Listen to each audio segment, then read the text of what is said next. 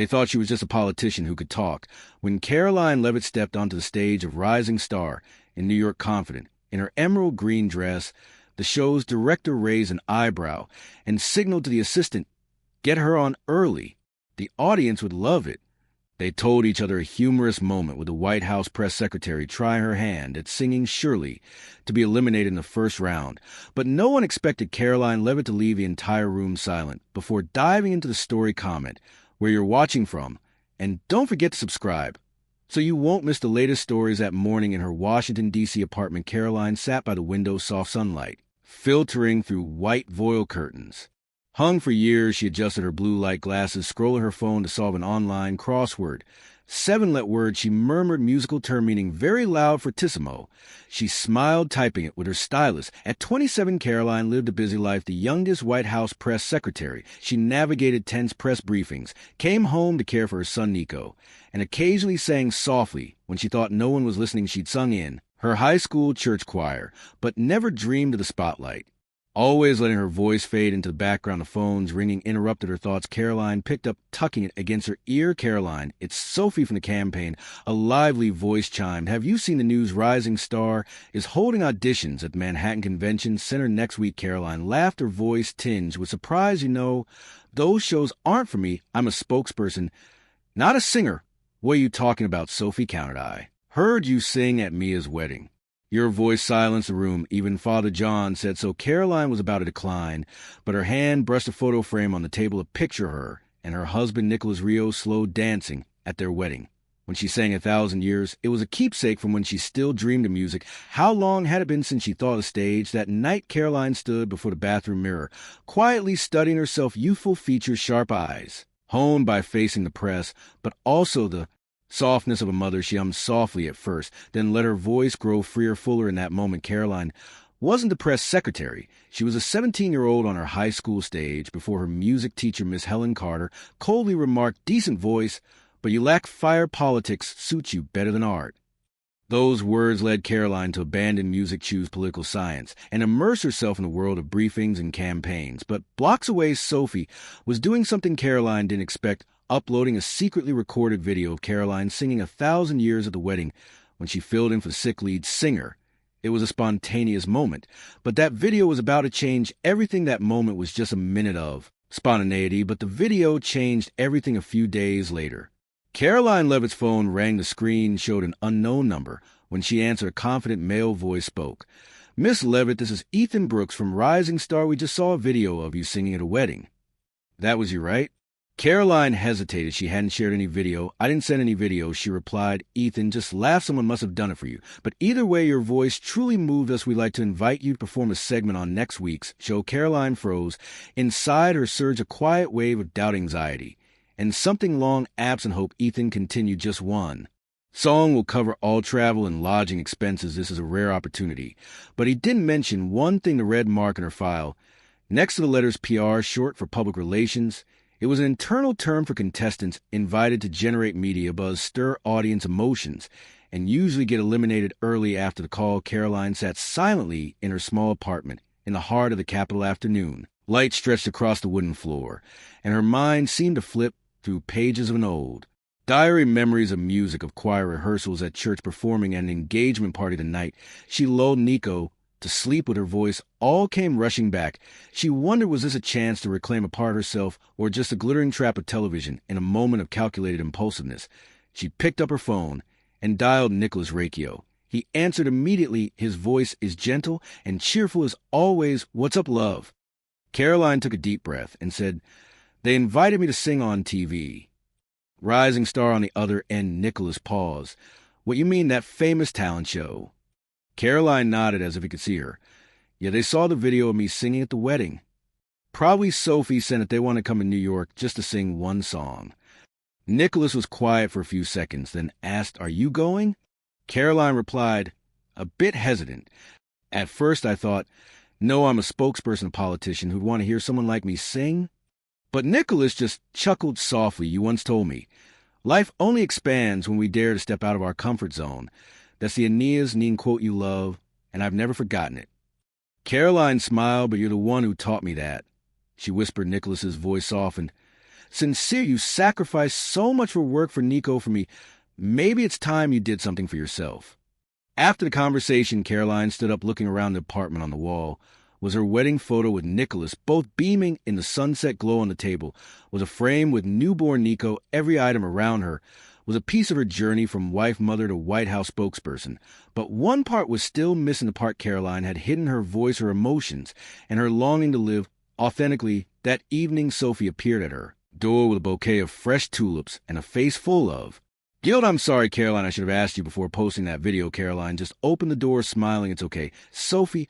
I called him back. I'm doing it." Sophie's jaw dropped with joy. "I knew it. Oh my gosh. I knew you wouldn't regret this." 2 days later, Karoline stood at Reagan National Airport holding a plane ticket and a printed sheet of 1,000 Years lyrics. She wore her favorite emerald green dress, pulling a small suitcase. It was her first flight in months after being consumed by the grind to work 1,000 years. Wasn't just a song.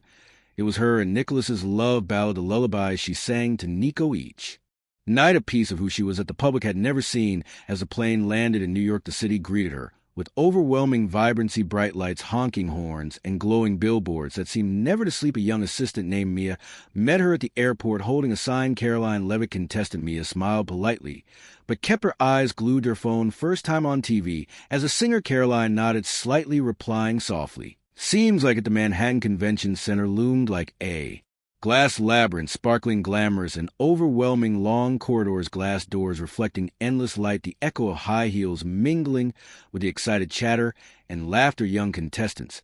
They were dreamers, hoping to shine, dancers, singers, artists, street performers, each a small flame in a storm of ambition. Karoline moved among them like a breeze, lost in a sea of people. There was no room for fear in her heart. She had faced national press, sharp and unrelenting questions, a stage no matter how dazzling couldn't make her falter. She reviewed the lyrics again in her mind. The melody of 1,000 years played gently like a vivid stream of memories. The song wasn't a random choice. It was a journey, her love for Nicholas, old dreams left behind, and the maternal bond she carried each night in their small room. And now, even if the show saw her as a mere publicity tool, Karoline wouldn't let that define her. For the first time in ages, she would sing not for social media, not for fame, but for herself, and this time she wouldn't stay silent. Meanwhile, on social media, the video Karoline singing at the wedding spread at lightning speed. Her supporters quickly dubbed her a multi-talented star, praising her grace, humility, and emotive voice. Karoline isn't just a spokesperson, she's an icon of a new generation, one account wrote. But on the flip side, mockery abounded. Does she think she's Celine Dion or something? One user scoffed, sparking hundreds of laughing comments. But Karoline didn't care. She hadn't come to New York to argue with social media. She came to prove she was more than a face at press briefings. She was a woman with passion, emotions, and a voice long buried under the dust of time. A voice she'd never dared bring into the light. Yet stepping into the Manhattan Convention Center, doubt crept into her heart. The space felt like another world, dazzling but overwhelming. Long white marble corridors, glass walls reflecting hundreds of faces busy touching up makeup, adjusting dresses, rushing as if a universe of expectations was about to spring into motion. Young contestants chatted animatedly, laughter and music spilling from vocal practice rooms. A few dancers rehearsing final moves in a corner. Karoline felt like a stray breeze in a storm of color. She made her way to the makeup room, already packed with people. A makeup artist named Bella approached her, sharp eyes scanning Karoline. "I'm Bella. Today I'll help you shine on air," she said, half professional, half gentle. Less than 2 hours later, Karoline barely recognized herself in the mirror. Her blonde hair was gently curled, shimmering under the lights. Her eyes were accented with subtle bronze eyeshadow, her lips lightly pink, giving a look both elegant and warm. "You good with it?" Bella asked. Karoline stared at herself for a long moment, then smiled faintly, strange but beautiful. In the waiting area, she sat alone, clutching the sheet with the lyrics to 1,000 years. Each word, each line felt like a heartbeat, full of anticipation, full of longing. A young girl with neon green hair and sparkling ear piercings sat beside her. "I'm Zoe. I saw your video. You work at the White House, right?" Karoline nodded, unable to hide her weariness. You could say that. Zoe smirked, her voice blunt yet tinged with concern. "You know, this show always picks a famous person to be the emotional factor, like a social media stunt. I work backstage one season. People like you. They call PR bait. But if your voice is like in That video, maybe they picked the wrong person to make a joke out of. Karoline looked at the girl, her eyes reflecting something deeper than surprise gratitude. My song is 1,000 years. If my husband's song, Zoe nodded her gaze, softening tough song. But if you sing with your whole heart, make them regret underestimating you. Outside the studio, night had fallen. But inside the lights blazed like midday. The click of cameras echoed from the hallway, mingling with the sound of high heels and the crew calling to each other. The air was tense like a whirlwind, pulling everyone into a story yet to be written. Karoline sat alone in the small waiting room. Her suitcase, neatly placed beside the chair on the table, was a sheet she'd carried to the flight. The lyrics, so familiar, she didn't need to look to know them, but she kept it there like a final reassurance. 1,000 years wasn't just a song she sang for Nicholas on their engagement night or the lullaby for her son. It was a hymn of loyalty, of time, of all she'd sacrificed without ever asking for anything in return. The door creaked open softly. Nicholas stepped, his face radiant, still wearing the dress shirt from his morning at the office, tie loose and eyes tired but warm. He'd driven through the night from Washington, D.C. to be there for this moment. Karoline was nearly speechless. What are you doing here? You have a meeting tomorrow. Nicholas smiled, stepping forward to hug her tightly. I postponed it. This moment matters more than any contract. They sat side by side, hands intertwined. Karoline looked up, her voice soft as a breeze. I feel like an imposter, Nicholas. Everyone out there is young, bold, full of energy. And me, I'm just a spokesperson who sings in the living room. Nicholas met her eyes, serious, yet tender.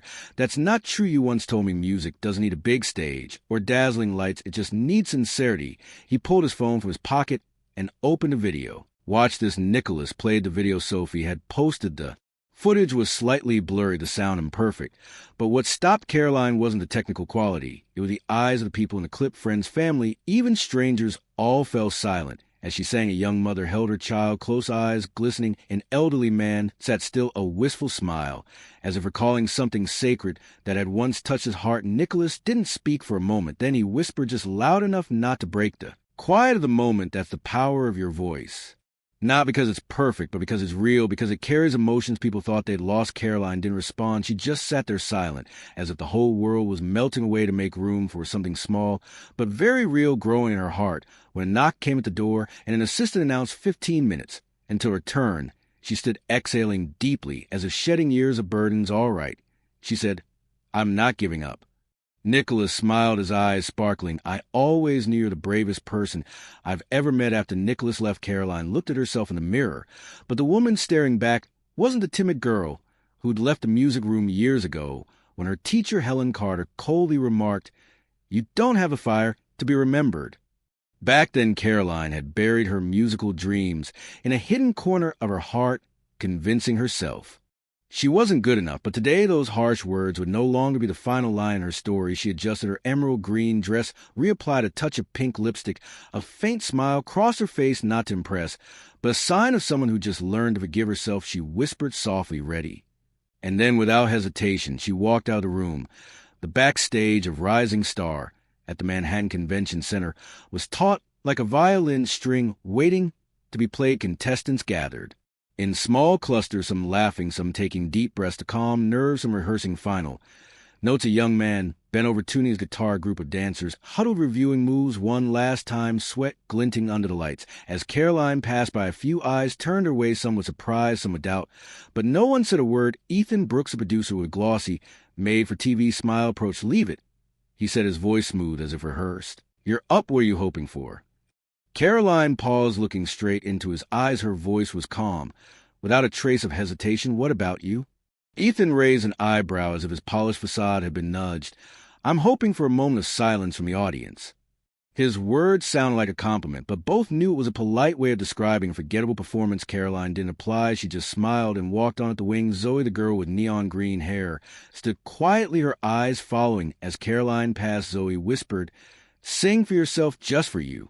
Karoline gave a slight nod, and then she stepped onto the stage. The wooden floor beneath her feet echoed softly like the heartbeat in her chest. Ahead, the stage lights blazed down, dazzling and hot. The crowd below was a dim sea of anticipation, as if holding its breath to see if this woman was truly worth hearing. The host appeared, voice brimming with excitement. Next, from the White House press room to our stage, let's welcome Karoline Leavitt. Applause broke out. Polite, measured, not cold, but not fervent. either just a reflex of an audience that had seen too many performances. The spotlight hit Karoline's eyes, blinding her to the faces below. But she felt the stillness, spreading the kind of silence that only comes when something is about to touch people. 3 judges sat in front of former pop star with sharp platinum hair, a seasoned music producer, and a Broadway artist known for piercing through illusions they exchanged glances laced with curiosity and skepticism. The male judge spoke first, his tone gentle but clearly weighing her. Miss Leavitt, what brings you here today? Karoline took a deep breath. She recalled advice about sharing an inspiring story defying career stereotypes, but she chose the truth, honestly. She replied, her voice sincere. I didn't sign up. A friend sent a video of me singing at a wedding. I had no idea. A soft ripple of laughter spread through the audience, not mocking, but shared, warm, easy. The female judge narrowed her eyes. So, what are you singing today? Karoline looked straight ahead, her voice steady. 1,000 Years by Christina Perri. It's my husband's song. And my son's a Broadway. Judge raised an eyebrow, as if sizing up a chess move. Bold choice. Yes, Karoline replied, but I've lived every word of it. The first notes rang out the piano like dew drops on a lake of memories. Karoline closed her eyes, took a deep breath, and softly began, I've died every day waiting for you. The first line was slightly husky, almost a whisper, but by the next her voice grew steadier, deeper, as if a door in her heart, long locked, had just cracked open in the control room. Ethan Brooks leaned back in his chair, signaling the director, get ready for close-ups of audience reactions. He smirked, expecting a viral clip that would flare up and fade. But what happened next shattered every preset plan on stage. Karoline gently lifted the mic from its stand. Hands that once trembled now held steady, as if touching memory itself. Her eyes no longer shied away, her face no longer tensed. And that voice, now no longer a politician's, was that a woman who had loved deeply, sacrificed quietly, and walked through doubt to reclaim herself. Each note Karoline sang rang out like a whisper from the heart, not perfect, but so real that the air in the room seemed to thicken. I have loved you for 1,000 years. The line soared, and a row of seats began to tear up. A middle-aged man gripped his wife's hand tightly. A girl, about 10, stared, her eyes wide, silent in the wings. Zoe whispered almost to herself, she's not just singing, she's bringing her whole heart back to life. Karoline stepped closer to the stage's edge, her voice soaring, arms slightly outstretched, as if embracing an invisible figure, perhaps Nicholas, perhaps the version of herself who once believed in music. The final line rose like a prayer, and all along I believed I would find you. 3 seconds and 5.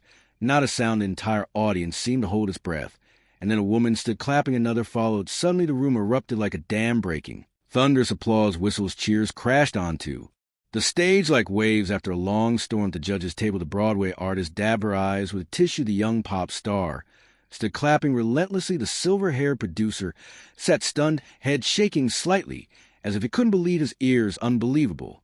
He whispered. Karoline stood there, bathed in dazzling lights amid the roaring cheers, like a rising storm, neither crying nor smiling.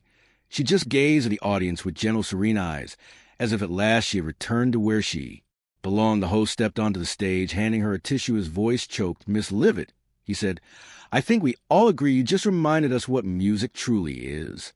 The next morning, in a hotel room overlooking the glittering Times Square, Karoline sat by the window, cradling a steaming cup of chamomile tea. Soft spring sunlight draped over her shoulders. Quiet Nicholas sprawled on the sofa, phone in hand, eyes glued to the screen. Karoline, he exclaimed, nearly jumping up, your performance videos past 3 million views. People are calling you the voice of the heart. There's even an article in Billboard. You're trending. Karoline only smiled, her gaze still calm as a lake. Views headlines all faded compared to the comments that truly touched her. I'm 30 and just signed up for guitar lessons. Because of you, I gave up my singing dreams. Because a teacher called me average. Now I want to try again. Your voice reminded me of my mom. Thank you. A knock came at the door. 3 slow, firm taps. Nicholas opened it, returning with surprise. Karoline, someone's here for you. It's Ethan Brooks. Ethan stepped in, holding a bouquet of white tulips and a cream-colored envelope. His face retained its usual polish, but his eyes were different. Miss Leavitt, he began, his voice carrying a rare sincerity, I came to thank you and to apologize. Karoline said nothing, just waited for him to continue. Yesterday we invited you, thinking you'd be a viral clip, a PR moment to boost ratings, but you paused searching for the right words. You left us speechless. Truly, he handed her the envelope. 3 record labels called this morning. They're not just interested in your voice, but the story behind it, something that can't be staged, can't be scripted. Karoline took the envelope, but didn't open it. She looked at Ethan, her gaze as calm as when she First stepped onto the stage, she said slowly being underestimated is sometimes a gift. It gives you a chance to surprise people. Ethan nodded, a genuine smile spreading I get now that afternoon.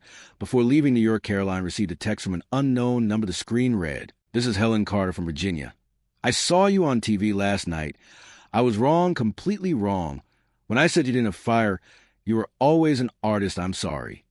Karoline read the message once, then twice, then 3 times. She set the phone down, closing her eyes. After 10 years, the door locked by Helen Carter's harsh criticism finally opened, not with resentment, but with forgiveness. On the flight from New York to Washington, D.C., Karoline Leavitt gazed out at the deep blue sky, softly humming, "I have loved you for 1,000 years." For the first time in her life, she no longer feared the spotlight. She had stepped into the light, not to be celebrated, but to be seen as Karoline, the woman with a heart and a voice, not just a White House press secretary. Her journey closed, but the story of rediscovering her self-courage and the power of music continued to echo back. In Georgetown, Karoline stepped into her familiar apartment, where the scent of coffee mingled with the laughter of her son Nico. Nicholas greeted her with a warm hug, his eyes shining. "You did it, Karoline. The whole country's talking about you." She smiled, set her suitcase down, and scooped Nico up, kissing his cheek. "I don't need a whole country. I just needed to know I sang." And they listened, but the ripple effect of her performance lingered on social media. Her 8,000 Years video surpassed 10 million views. In just days, supporters wrote, "Karoline Leavitt is our pride." Even those who criticized her admitted, "I don't agree with her politics, but that voice, it truly touched me." A Variety article called her the unexpected flame of rising star, highlighting how she shattered stereotypes about politicians. Sophie, the friend who posted the wedding video, visited that weekend bringing a box of cookies and a radiant smile. "I told you you'd make waves." She cheered, opening her phone to show comments. One read, "I'm 25 and just started dance lessons again. Because of Karoline, she reminded me to dare." Another shared, "Her voice made me think of dreams I let slip away. Karoline read them, her heart warmed." These weren't just compliments. They were proof her music had sparked hope transcending politics or age. Ethan Brooks, the producer, emailed days later, invited her back to Rising Star for the semifinals. "You're a phenomenon, Miss Leavitt. We want you to continue." Karoline politely declined, "Thank you, but I have a bigger mission at the White House." She also received an offer to perform at a patriotic concert in D.C., but chose to keep her voice for private moments with Nico, and family music too. Her wasn't a career path, but a way to connect, to be herself. One morning, as Karoline was brewing coffee, her phone pinged with a new message. It was Zoe, the neon green-haired girl from backstage. "You did it, Karoline. You silenced a room. And I bet Helen Carter's regretting it somewhere." Karoline laughed, replying, "Thanks, Zoe. I sang for myself like you said." Zoe's message reminded her of the power of encouragement, and she decided to send a thank you to Sophie, who started it all. "Without your video, I'd never have dared," she wrote. Sophie replied instantly, "I just hit post. You're the one who made the world stand up." Karoline returned to her work at the White House, running press briefings with newfound confidence. But now she carried a different light, the light of someone who dared to step out of her comfort zone, letting her voice tell her story on quiet. Nights with Nico fast asleep, she and Nicholas sat together listening to 1,000 Years. "Do you regret not pursuing music?" Nicholas asked. Karoline shook her head. "No, I sang. And that's enough." She knew she didn't need a big stage or a record deal. She found herself.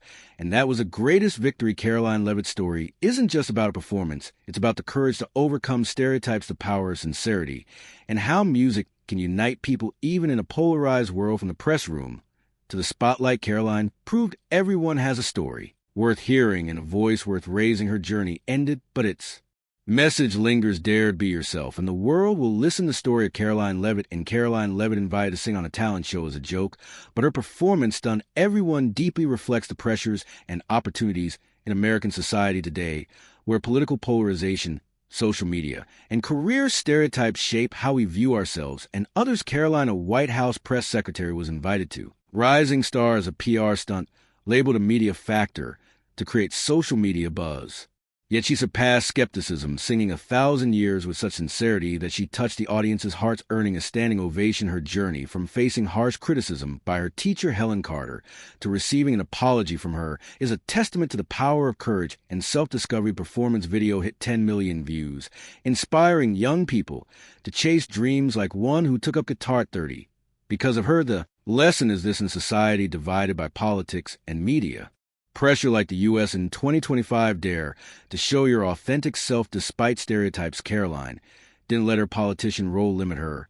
She sang not for fame, but to connect with Nicholas Nico, and her selfless reminds us that despite labels like Trump's person or just a spokesperson, everyone has hidden talents. Take inspiration from Karoline, face criticism, like she did with Ethan Brooks, find support from family like Nicholas, and use platforms to share your story by living authentically and persevering. You can turn jokes into chances to shine and inspire. If Karoline Leavitt's journey of overcoming stereotypes inspires you, subscribe to the channel for more authentic, heartfelt stories.